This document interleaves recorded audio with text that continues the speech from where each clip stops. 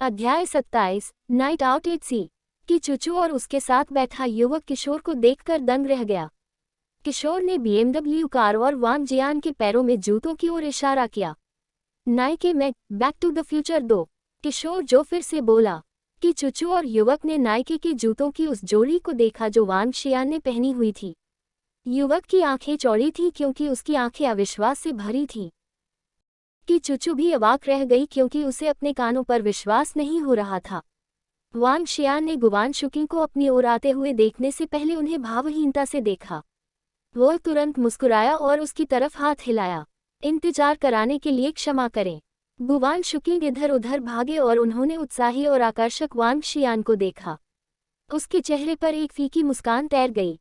कोई बात नहीं, मैं भी अभी आया हूँ। वांग जियान ने अपना सिर हिला दिया। चलो चलते हैं, मैं तुम्हें पुरानी गली में रात के खाने के लिए इलाज करूंगा। वांग शियान के बोलते ही गुवान शुकिंग मुस्कुरा उठी। जरूर, कुछ भी चलेगा। वांग शियान ने सिर हिलाया। मैं एक मोटरसाइकिल की सवारी कर रहा हूँ। वांग जियान हार्ले मोटरसाइकिल की ओर बढ़े और इसे एक चाबी से अनलॉक किया। वाह, एक हार्ले मोटरसाइकिल! लगता है तुम सच में अमीर हो। गुवान शुकिंग ने उसकी ओर आश्चर्य से देखा। उसने सोचा कि वांग शियान कुछ पैसा कमा रहा होगा, लेकिन इसकी उम्मीद कम थी कि वह इतना अमीर होगा कि वह हार्ले मोटरसाइकिल खरीद सकेगा। किसी ने मुझे दिया है। दुर्भाग्य से मेरे पास अभी तक कार लाइसेंस नहीं है, इसलिए मैं केवल इस मोटरसाइकिल की सवारी कर सकता था। वांग शियान ने मुस्कुराते हुए कहा, क्या आपको पीछे बैठने में दिक्कत है? हे, तुम इस मोटरसाइकिल का उपयोग लड़कियों को लुभाने के लिए नहीं कर रहे हो, है ना? गुवान शुकिंग ने उसे देखा और उसे चिढ़ाया, लेकिन वो पीछे जाकर बैठ गई।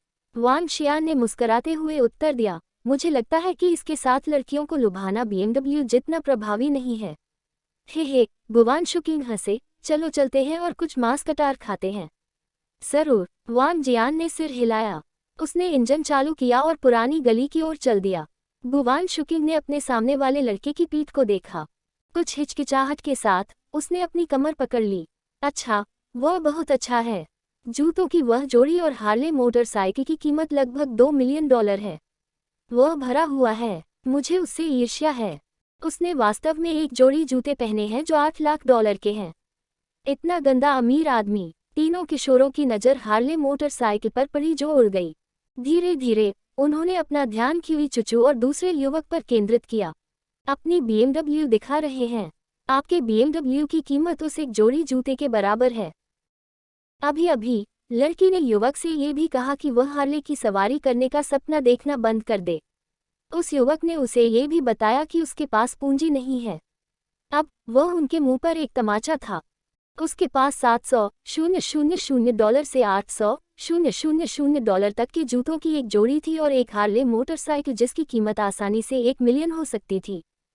तुम लोगों ने फिर भी उसका उपहास उड़ाया और पूछा कि क्या उसके पास पूंजी है। उसी समय कि चुचू ने एक अलग अभिव्यक्ति दिखाई जब वह अविश्वास में हार्ले मोटरसाइकिल को जूम ऑफ करते हुए देख रही थी।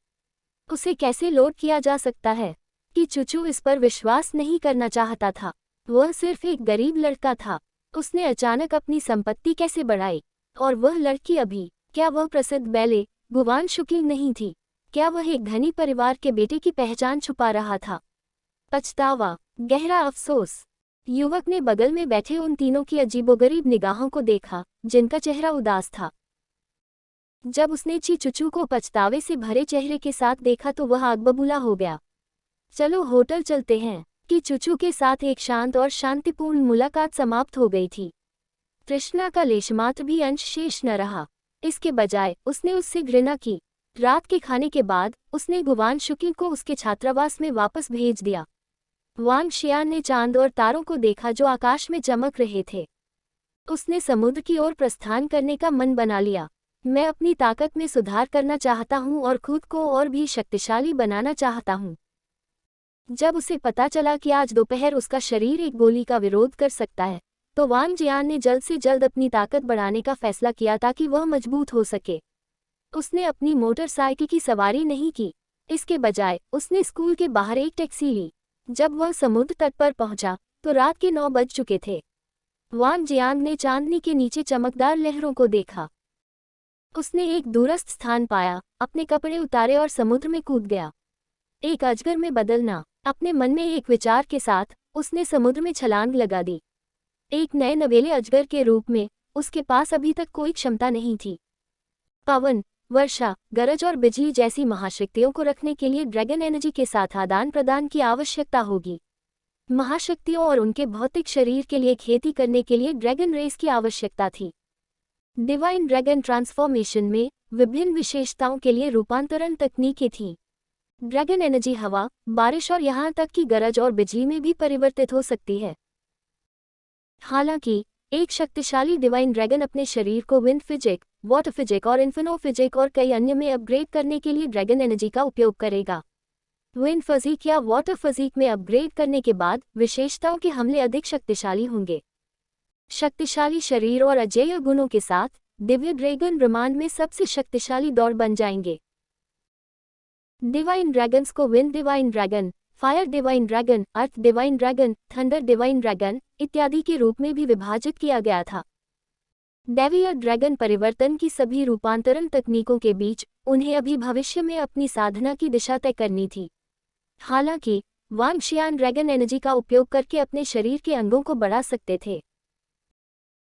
उदाहरण के लिए वह ड्रैगन एनर्जी का उपयोग अपने पंजों को मजबूत करने या अपनी आंखों को अपग्रेड करने के लिए कर सकता है। एक दिव्य ड्रैगन के रूप में रात का अंधेरा कभी भी उसकी दृष्टि को अंधा नहीं कर सकता था।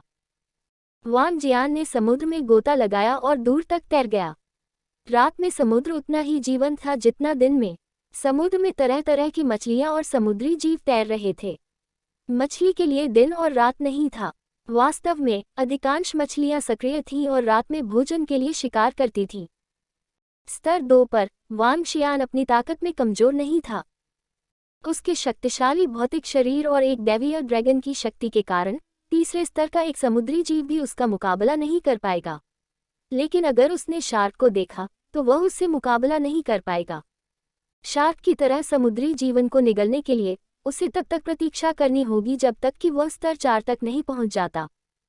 किलर व्हेल जैसे समुद्री जीवन के लिए उसे कम से कम एक स्तर 5 या स्तर 6 तक आगे बढ़ने की आवश्यकता होगी। वांग शियान ने मन ही मन सोचा कि शायद विशाल समुद्र में और भी कई रहस्यमय लेकिन भयानक समुद्री जानवर हैं। उसने अपनी आंखें एक ग्रुपर पर टिका दी। एक झटके के साथ वह तैरकर ऊपर आया और उसे निगल गया। बोहाई सागर में मछली के बहुत कम स्कूल हैं। अगर समुद्र में मछलियों का एक बड़ा समूह होगा तो मेरी ताकत में तेजी से सुधार होगा। वांग जियान शिकार कर रहा था, मछलियों को पकड़ रहा था और उन्हें क्षेत्र में ड्रैगन एनर्जी में परिवर्तित कर रहा था। लेकिन समुद्र में संसाधन प्रचुर मात्रा में नहीं थे। देश में समुद्री जीवों के जंगली शिकार के कारण संसाधन अपर्याप्त थे। आगे सैकड़ों सामन हैं। वांग शियान उस स्थान पर आया जहां क्लैम गर्ल स्थित थी। जब उसने सामन के स्कूल को देखा, वह तेजी से तैरा और उन सबको एक ही बार में निगल गया। ड्रैगन किंग, उसके आगमन को भांपते हुए क्लैम गर्ल ने अपना क्लैम शेल खोल दिया, जिससे उसका क्लैम मांस प्रकट हो गया। Clam girl level 6। खेती की कला, जल ड्रैगन परिवर्तन, महाशक्ति, कोई नहीं। क्लैम गर्ल के अधीनस्थ बनने के बाद वांग जियान उसके बारे में अधिक जानकारी पढ़ सकता था। क्लैम गर्ल जो अपने जल ड्रैगन परिवर्तन का अभ्यास कर रही थी, जल तत्व को नियंत्रित करने के लिए एक मजबूत अस्तित्व बन जाएगी। अपनी साधना जारी रखो। क्लैम गर्ल ने कुछ समय पहले ही अपनी खेती शुरू की थी, इसलिए उसमें ज्यादा बदलाव नहीं हुए। वांग शियान ने अपना निर्देश उसके पास छोड़ दिया और अपना शिकार जारी रखने के लिए आसपास के अन्य क्षेत्रों में तैर गया। अध्याय 28। एक वन द्वारा ट्रिगर किया गया नरसंहार वन। स्विश, सूरज आसमान में उगाया और गुलाबी लाल धूप समुद्र की सतह पर चमकने लगी, जिससे एक अनोखा सुंदर दृश्य बन गया। वांग शियान अपने नग्न शरीर के साथ समुद्र के भीतर से प्रकट हुए। नाम वांग जियान। रेस ह्यूमन ड्रैगन में बदलने में सक्षम। Level 2 dragon energy 753/10,000। महाशक्ति, समुद्री जानवरों पर हावी होना, किसी भी समुद्री जानवर पर शासन करने की क्षमता जो आपके अपने स्तर से कम हो। समुद्री जानवरों के किसी भी रूप को खाएं, ड्रैगन ऊर्जा निकालने के लिए। खेती की कला, दिव्य ड्रैगन परिवर्तन। एक रात खाने के बाद मैंने अपनी ड्रैगन एनर्जी को केवल 700 अंकों से अधिक बढ़ाया है। वांग शियान की भौहें तन गईं। वह पिछली रात बहुत खुशकिस्मत नहीं था क्योंकि उसने मछली के किसी भी स्कूल का सामना नहीं किया था, जैसे कि रिबनफिश का स्कूल। इसलिए वो केवल एक रात में अपनी ड्रैगन ऊर्जा को 700 अंक तक बढ़ाने में सफल रहा था। अपने शरीर को मजबूत होता महसूस करते हुए उनके चेहरे पर एक फीकी मुस्कान आ गई। चूंकि मैं मजबूत हो गया हूँ, मुझे नींद भी नहीं आती है। हालांकि भूख अभी भी बनी हुई है। वांग शियान इस समय भी भोजन के बिना जीवित नहीं रह सकता था। वो तैरकर किनारे पर आ गया, अपने कपड़े पहने और आसानी से सड़क पर कूद गया। अगर कोई इस दृश्य को देखता तो उसका जबड़ा अवश्य गिरा होता। ऐसा इसलिए था क्योंकि वांग शियान ने एक ही छलांग में 4 मीटर की छलांग लगाई थी। गनीमत रही कि सुबह आसपास ज्यादा लोग नहीं थे। आगे नाश्ता बेचने वाली कुछ जगहें होनी चाहिए। वांग शियान ने चारों ओर देखा और मन ही मन सोचा, ठीक आगे एक समुंदर के किनारे का हॉलिडे रिजॉर्ट है। इस तेज गर्मी के दौरान वहां अपनी छुट्टियां बिताने में सक्षम होना एक लग्जरी अनुभव होगा। ये रिजॉर्ट बल्कि प्रसिद्ध था और इसमें भोजन और आवास बल्कि शानदार थे। स्वाभाविक रूप से खर्चे भी बहुत अधिक होंगे। इस समर सन रिजॉर्ट के प्रवेश द्वार से गुजरने के बाद वांग शियान ने अपने आगे देखा और सड़क के किनारे कुछ स्टॉलों की खोज की। आसपास पहले से ही काफी संख्या में लोग नाश्ता कर रहे थे। वांग जियान ने पास जाकर देखा कि एक स्टॉल तले हुए पैनकेक बेच रहा है। उसने सीधे पूछा, बॉस कृपया मुझे $5 के गहरे तले हुए पैनकेक और एक कटोरी सूप दें। मुझे खेद है बेटा, हम बिक चुके हैं, स्टॉल के मालिक ने मुस्कुराते हुए उत्तर दिया। इतना जल्दी? वांग शियान थोड़ा हैरान हुआ। अभी लगभग सुबह के 9 बज रहे हैं। इसके अलावा हाल ही में समुद्र के किनारे और भी लोग काम कर रहे हैं, बॉस ने समझाया। वांग शियान ने अपना सिर हिलाया और उसके ठीक बगल वाले स्टॉल की ओर चल दिया। कई स्टॉलों से पूछने के बाद जिन्होंने समान उत्तर दिए, वह स्थिति के बारे में थोड़ा असहाय महसूस कर रहे थे। बॉस, क्या आपके पास अभी भी कुछ बंस हैं? बंस बेचने वाले आखिरी स्टॉल पर वांग शियान पहुंचे और बॉस से पूछा। हाँ, हमारे पास एक आखिरी सेवा है।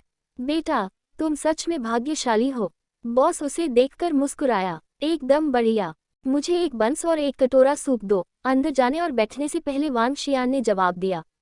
ठीक है, कृपया 1 मिनट रुके, बॉस चिल्लाया।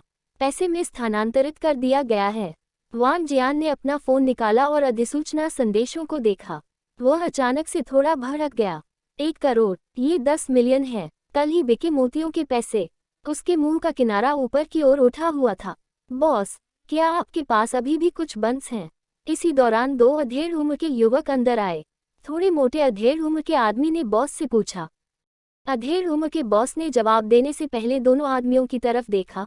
मुझे माफ करना मिस्टर, स्टॉल में उस युवक द्वारा बंस की आखिरी सर्विंग का ऑर्डर दिया गया है। थोड़ा मोटा आदमी भौचक्का रह गया। बॉस, आप इस आखिरी रोटी को हमें बेचने के बारे में क्या सोचते हैं? हम अधिक कीमत देने को तैयार हैं। इस समय दूसरे अधेड़ आदमी ने, जो मोटे अधेड़ आदमियों के पास खड़ा था, बॉस से पूछा। इस विचार के बारे में बॉस को थोड़ा असहज महसूस हुआ। उसने अपना सिर हिलाया और उत्तर दिया, ये सही नहीं है। उन्होंने सबसे पहले इसे ऑर्डर किया। कोई और नाश्ता क्यों नहीं है? थोड़ा मोटा अधेड़ उम्र का आदमी दुखी होकर बड़बड़ाया। निर्देशक ली, ये ठीक हो जाएगा, यह मुझ पर छोड़ दो, बस इसे मेरे पास छोड़ दो। मोटा अधेड़ आदमी दूसरे अधेड़ उम्र के आदमी की अच्छी किताबें पाने के लिए उत्सुक लग रहा था। उसने अपना ध्यान वांग शियान की ओर लगाया जो स्टॉल में बैठी थी। वह सीधे स्टॉल पर गया और अपनी जेब से $100 निकाले। अरे दोस्त, अधेड़ उम्र का आदमी उसके बगल में चला गया। वांग शियान ने थोड़ा आश्चर्य महसूस करते हुए अपना सिर उठा लिया। क्या बात? अरे दोस्त, मैं $100 में बंस की आखिरी सर्विंग खरीदना चाहूंगा। अधेड़ उम्र के व्यक्ति ने वांग जियान के सामने मेज पर लाल नोट रखते हुए कहा। वांग शियान थोड़ा चौंक गया। $100 के नोट को देखते हुए उन्होंने अपनी चुप्पी बनाए रखी और बस मुस्कुरा दी। बंस परोसने पर उन्हें $8 का खर्च आया था। अगर पहले की तरह होता तो वह खुशी खुशी इस सुझाव को जरूर मान लेता। ऐसा इसलिए था क्योंकि उनके पास पहले पैसा नहीं था। अभी के लिए वह खुद को सिर्फ $100 के लिए भूखा नहीं रहने देगा। वांग शियान ने अपना सिर हिलाया और उत्तर दिया, मुझे क्षमा करें, मैं नहीं बेच रहा हूँ। अधेड़ उम्र का आदमी हैरान था। उसने भौहें चढ़ाईं और अपनी जेब से $100 का एक और नोट निकाला। $200, मैं नहीं बेच रहा हूँ। वांग जियान ने अपना सिर हिला दिया। इस बिंदु पर अधेड़ उम्र का व्यक्ति स्पष्ट रूप से नाराज था। उसने $100 का एक और नोट निकाला और टिप्पणी की, $300। मैं कोई उच्च पेशकश नहीं कर रहा हूँ। वांग जियान ने अपना सिर उठाया और अधेड़ उम्र के व्यक्ति के गले में सोने के हार को देखा। आप मुझे जो भी पेशकश कर रहे हैं, मैं कोई फर्क नहीं पड़ता। तुम छोटे लड़के। वांग जियान का जवाब सुनकर अधेड़ उम्र के आदमी के चेहरे पर भयानक भाव थे। क्या बात है, मिस्टर सोंग? निर्देशक ली स्टाल में चले गए और अधेड़ उम्र के व्यक्ति से असंतुष्ट स्वर में पूछा। ये ठीक है, निर्देशक ली। मैं इस लड़के को पैसों की पेशकश कर रहा हूँ, लेकिन वह बेचने को तैयार नहीं है। अधेड़ ने अपना सिर घुमा लिया और शर्मनाक तरीके से समझाया। क्या ये क्षेत्र झांग कियानयुआन द्वारा प्रबंधित नहीं है? निर्देशक ली ने वांग जियान को देखते हुए सादे लहजे में टिप्पणी की। उन्होंने वांग शियान को थोड़ा परिचित पाया। क्षमा करें, मिस्टर। इस बिंदु पर बॉस ने जूड़े को उठाया और चला गया। जब अधेड़ उम्र के व्यक्ति ने निर्देशक ली की कही बात सुनी, तो वह तुरंत इसके पीछे का अर्थ समझ गया। उसने स्टॉल के बॉस की ओर देखा और ठंडेपन से कहा, बॉस, यह क्षेत्र झांग कियानयुआन के अधीन होना चाहिए, है ना? क्या आप चाहते हैं कि मैं झांग कियानयुआन को कॉल करूं? झांग कियानयुआन का नाम सुनकर बॉस एक पल के लिए स्तब्ध रह गया। उसने तुरंत डरपोक होकर पूछा, क्या कोई ऐसी चीज है जिसमें मैं आप लोगों की मदद कर सकता हूं? हमारे निर्देशक ली ने अपना नाश्ता नहीं किया है। निर्देशक ली को देखने से पहले अधेड़ उम्र के व्यक्ति ने जवाब दिया, जो उसके बगल में था। निर्देशक ली, कृपया यहाँ बैठें। ठीक है। निर्देशक ली ने अपना सिर हिलाया और वांग शियान के दाहिनी ओर वाली सीट पर बैठ गए। यह बॉस नुकसान में था। झांग कियानयुआन इस गली के प्रभारी थे। इस क्षेत्र की कुछ सुविधाओं को उनके द्वारा संशोधित किया गया था। जो कोई भी यहाँ स्टॉल लगाना चाहता था, उसे किराया जमा करना होता था। हालांकि यह स्थान सुनसान लग सकता है, यह व्यवसाय बहुत अच्छा था। इसलिए यह उनके लिए व्यवसाय करने के लिए एक बेहतरीन जगह थी और इससे उन्हें अपने पूरे परिवार का भरण पोषण करने की अनुमति मिली। दो अधेड़ उम्र के पुरुष आम लोगों की तरह कपड़े नहीं पहने थे और एक शानदार कार में आए थे, जो ठीक बाहर खड़ी थी। उनके लिए झांग कियानयुआन का नाम लेने में सक्षम होने के लिए उनके बीच कुछ संबंध होने चाहिए। यह बेटा। बॉस को दूसरी पार्टी को नाराज करने का डर था और उसने एक शर्मनाक अभिव्यक्ति के साथ वांग शियान की ओर रुख किया। बेटा, मुझे क्षमा करें, तुम्हारे लिए कुछ चावल ला दूं मुफ्त में? क्या तुम? वांग जियान ने देखा कि बॉस कैसे काम कर रहा था और स्पष्ट रूप से नाराज था। बॉस स्पष्ट रूप से इन दो लोगों के प्रभाव से सावधान था और इन दो मध्यम आयु वर्ग के पुरुषों को रोटी देना चाहता था। उसने इसके लिए बॉस को दोष नहीं दिया और बस अपनी दृष्टि अधेड़ उम्र के व्यक्ति और उसके बगल में निर्देशक ली पर रखी। उन्होंने इस निर्देशक ली को पहचान लिया, क्योंकि वे प्रथम श्रेणी के समुद्री भोजन रेस्तरां के मालिक थे। जब गुवान शुकिंग ने गलती से एरोवाना पर दस्तक दी थी, तो उसने गुस्से में गुवान शुकिंग को लगभग हरा दिया।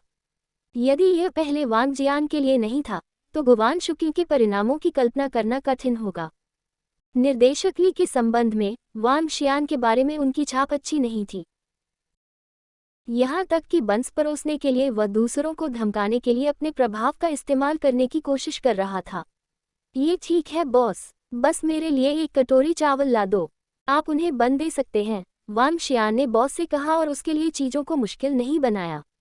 ठीक है, धन्यवाद बेटा। धन्यवाद। बॉस ने वांग शियान को धन्यवाद देते हुए आभार में अपना सिर हिलाया। मैं आपको पहले $300 की पेशकश कर रहा था और फिर भी आप बेचने को तैयार नहीं थे। अब इसे देखो, टस्क। उसके बगल में अधेड़ उम्र के आदमी ने उपहास किया।